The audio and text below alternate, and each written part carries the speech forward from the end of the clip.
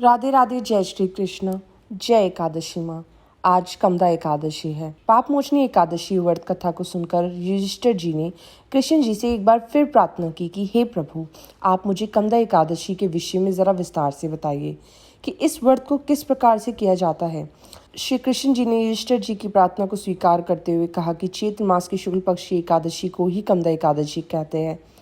इस विषय में एक प्राचीन कथा चली आ रही है, पहले आप उसे सुने। कमदा एकादशी के विषय में ऐसा प्रश्न अयोध्या नरेश सागर पाल ने वशिष्ठ जी से पूछा था कि मुझे कमदा एकादशी के विषय में लाभ बताइए।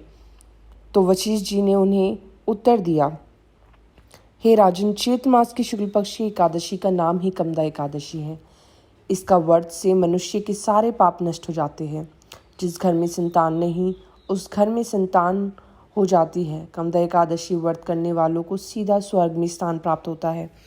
हर संकट में प्रभु स्वयं उनकी रक्षा करते हैं। कमदा एकादशी व्रत कथा। विशाल देश में चतुर सिंह नाम का एक राजा था। अनेकों अप्सराएं, गंधर्व, किन्नर आदि वास करते थे। उस शहर में राम प्रसाद तथा लक्ष्मी नाम के नर नारी अत्यंत वैभवशाली घर में निवास करते थे। वह दोनों जीवन का पूरा आनंद लेते थे।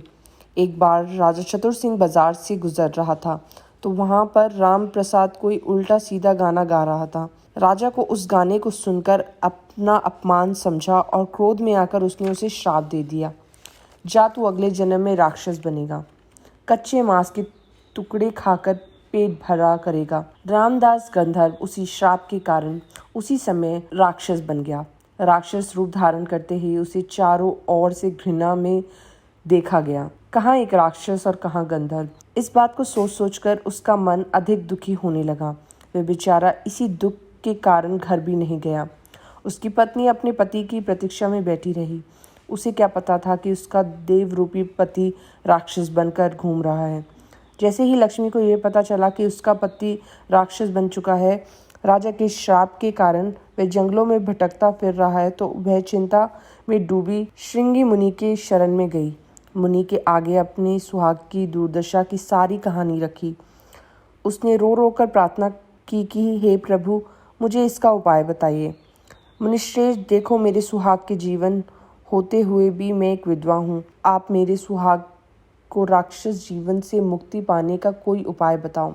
श्रृंगी मुनि ने कहा, देखो बेटी, तुम चैत्र मास की शुक्ल पक्ष की एकादशी को, जिसे कमदा एकादशी कहते हैं, उस एकादशी का व्रत करो और उसी दिन श्री नारायण जी की उपासना करके 11 ब्राह्मणों को भोजन खिलाकर अपनी श्रद्धा अनुसार दान दो। प्रभु की कृपा से तुम्हारे पति फिर से मानव जन्म में वापस आ जाएंगे। लक्ष्मी बेचारी 1 मास तक एकादशी की प्रतीक्षा करती रही। जैसे ही उसने एकादशी का व्रत रखा तो श्री विष्णु भगवान की प्रतिमा के आगे बैठकर धूप दीप तथा पान सुपारी फल तुलसी अर्पण कर हाथ जोड़कर कहने लगी, हे श्री नारायण प्रभु, यदि मैं सच्ची सुहागवती हूँ और मेरा कमदा एकादशी व्रत भी सच्चा है और पूर्ण है, तो मेरे सुहाग को फिर से मेरे पास वापस भेज दो। बस मैं यही मांगती हूँ। अभी लक्ष्मी प्रभु के चरणों में प्रणाम ही कर रही थी तो उसको उसके कानों में आवाज़ आई, लक्ष्मी, मैं आ गया हूँ। लक्ष्मी ने उठकर देखा तो उसका पति सामने ही मानव रूप में खड़ा था। दोनों पति पत्नी प्रभु कृपा से फिर से मिल गए। तो बोलिए, कमदा एकादशी माँ की जय। जय विष्णु भगवान।